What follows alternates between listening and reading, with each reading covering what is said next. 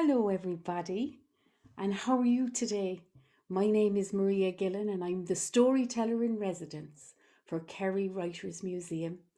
Happy Bealtaine honey yev go léir a cardja, that you might have a beautiful Bealtaine. We started last night with the Celtic cousins, and there were stories from all the Celtic lands, from Scotland, from Wales, and from Ireland. And of course, we have many traditions. Probably the most important tradition from Bealtaine is the lighting of the fires on the hill of Ishnock. This year, for the second year, David Clark will be lighting that fire on behalf of the whole island of Ireland. Thank you, David. This story is a story woven from the wisdoms and the traditions of Bealtaine here in Ireland.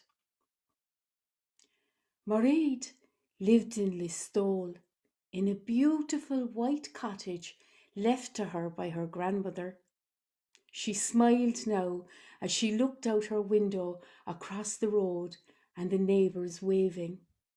They were putting out the little yellow flowers on the lintel of the windows, on the thresholds of the door.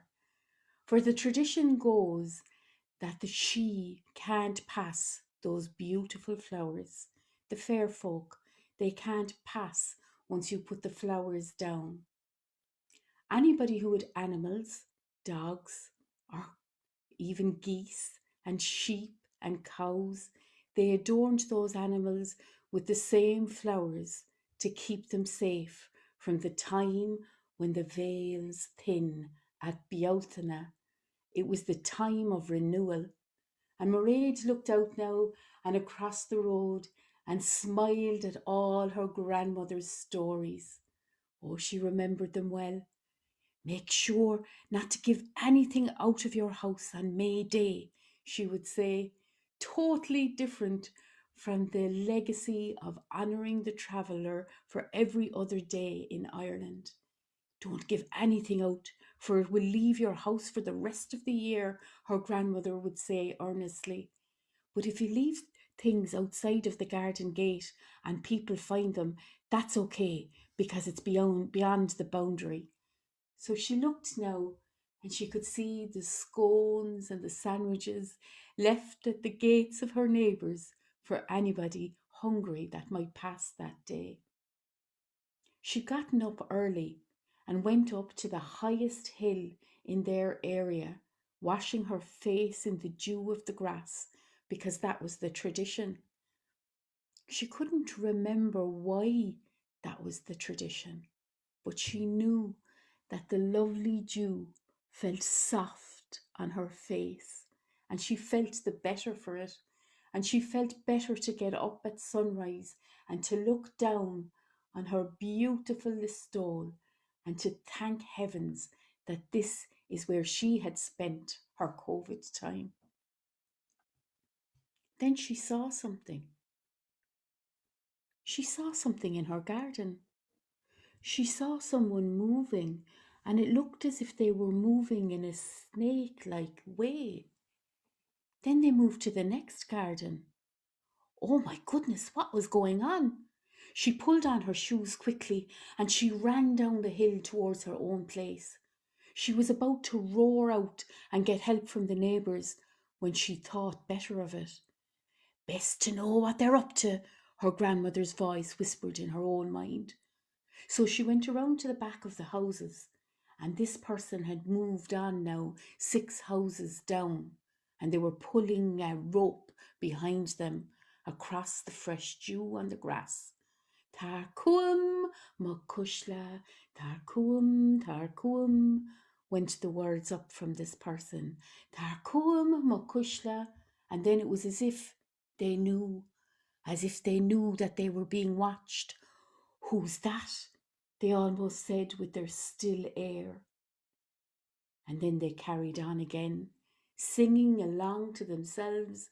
Tar cuam, mokushla, tar cuam.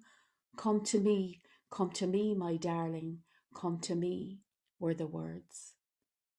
When the person got to the last house, Mairead went in on her hands and knees, making her way to the edge of the hedge, knowing that this person and their rope would soon pass by.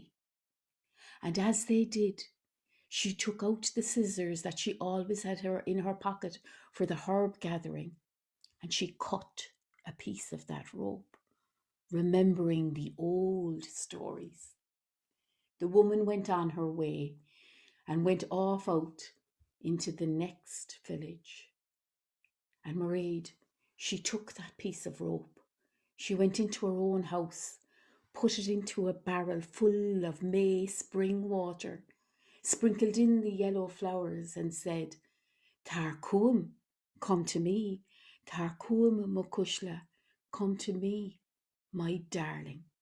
And then she thought no more of it, just thinking that she would have broken the rhythm of the words of that woman and the rope that she was carrying and the ill feelings that she might be spreading in the gardens of her house and that of her neighbours.